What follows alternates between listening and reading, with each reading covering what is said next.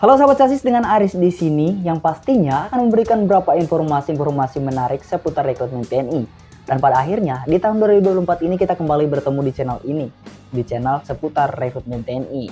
Nah, apa kabar? Semoga kalian dalam keadaan sehat dan baik-baik saja.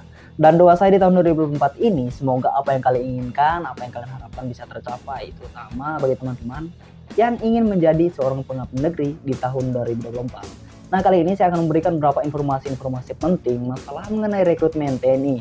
Dan tentu saja teman-teman harus mengetahui dan mendapatkan informasi ini agar teman-teman bisa mempersiapkan ini semua dari jauh-jauh hari.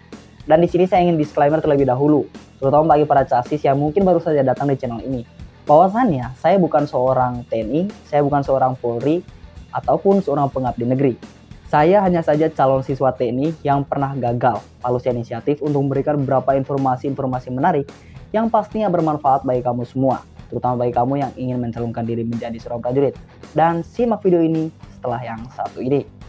Baik, berapa informasi yang akan saya berikan kali ini yang tentu saja harus teman-teman Casis siapkan dari saat ini agar teman-teman bisa untuk melakukan tes nantinya dengan hal yang luar biasa, dengan hal-hal yang benar-benar kalian inginkan, kalian harapkan.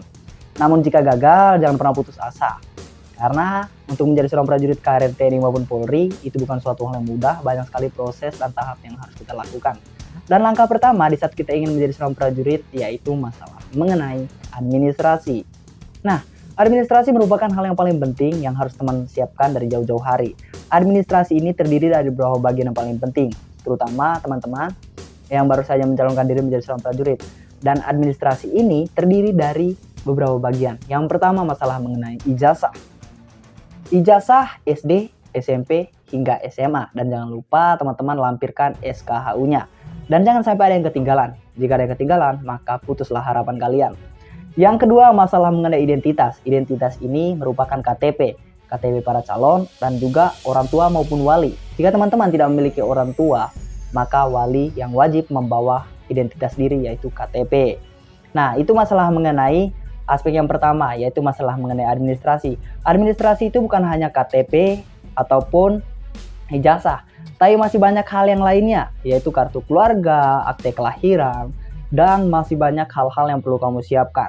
Dan ini semua harus disiapkan dari jauh-jauh hari, bukan dari saat saya membuat video ini. Nah, itu adalah hal yang pertama, yaitu administrasi. Yang kedua, masalah mengenai kesehatan. Kesehatan terdiri dari dua bagian. Kesehatan ini terdiri dari dua bagian, diantaranya adalah kesehatan luar tubuh dan juga kesehatan di dalam tubuh. Kesehatan luar tubuh dan juga kesehatan di dalam tubuh. Jadi bagi teman-teman yang ingin menjadi seorang prajurit karir TNI maupun Polri, kalian perlu mempersiapkan beberapa aspek rasio yang paling penting di saat teman-teman ingin menjadi seorang prajurit karir, terutama masalah mengenai kesehatan, entah itu dalam maupun di luar tubuh. Kesehatan dalam dan luar tubuh ini tentu saja hal yang paling rawan ya, karena 50% seorang calon siswa TNI maupun Polri selalu gagal di kesehatan. Saya ambil contoh di tempat saya kemarin di NTT, 1.300 peserta, 1.300 lebih peserta calon bintara TNI Polri gagal di kesehatan tahap pertama. Nah, jadi kita perlu ambil contoh, ambil hal-hal yang bermanfaat di situ. Kenapa mereka bisa gagal di kesehatan? Pastinya mereka tidak memeriksa kesehatan dan tidak menjaga kondisi kesehatan mereka terlebih dahulu. Jadi bagi teman-teman yang ingin menjadi seorang prajurit atau mencalonkan diri menjadi seorang prajurit, kesehatan harus diperiksa terlebih dahulu sebelum kalian mencalonkan diri menjadi seorang prajurit. Yang ketiga yaitu jasmani. Nah, jasmani merupakan hal yang paling penting. Hal yang paling penting ketiga yang harus teman-teman lakukan. Karena di jasmani ini terdiri dari beberapa aspek yang perlu kita siapkan. Yang pertama yaitu lari 2.400 meter selama 12 menit. Yang kedua push up, pull up, sit up, shuttle run, postur, dan juga renang. Jadi teman-teman mempersiapkan ini dari jauh-jauh hari. Jangan sampai fisik kalian tidak maksimal atau tidak normal. Karena di sini menguji kemampuan fisik teman-teman. Sejauh mana fisik ataupun kemampuan teman-teman di saat di jasmani ini. Jadi beberapa hal ini harus teman-teman siapkan dari jauh-jauh hari. Yang keempat yaitu psikologi. Psikologi tentu saja hal yang benar-benar sulit teman-teman. Jadi psikologi ini harus disiapkan dari jauh-jauh hari agar apa? Agar teman-teman bisa untuk mempelajarinya dan bisa untuk menyelesaikan materi yang akan diberikan oleh para panitia testir. Dan masalah mengenai materi psikologi ini, teman-teman bisa untuk mencarinya di internet, YouTube maupun Google, dan bisa browsing dari berbagai sumber yang sudah diberikan. Jadi teman-teman bisa untuk cek masalah mengenai tes psikologi ini di seluruh sosial media, YouTube maupun Google. Nah, itu adalah hal yang keempat. Hal yang kelima adalah mental ideologi atau biasa disebut MI. Mental ideologi ini terdiri dari beberapa hal yang akan diberikan oleh para panitia testir. Ya, tentu saja hal ini masalah mengenai undang-undang, Pancasila, moralitas tentang undang-undang ataupun tentang nasionalisme teman-teman sejauh mana. Dan ini juga bisa untuk mencarinya di sosial media dan juga di beberapa sumber lainnya. Yang tentu saja di sana sudah disiapkan, tinggal apa yang keluar di saat teman-teman ingin melancarkan tes mental ideologi ini.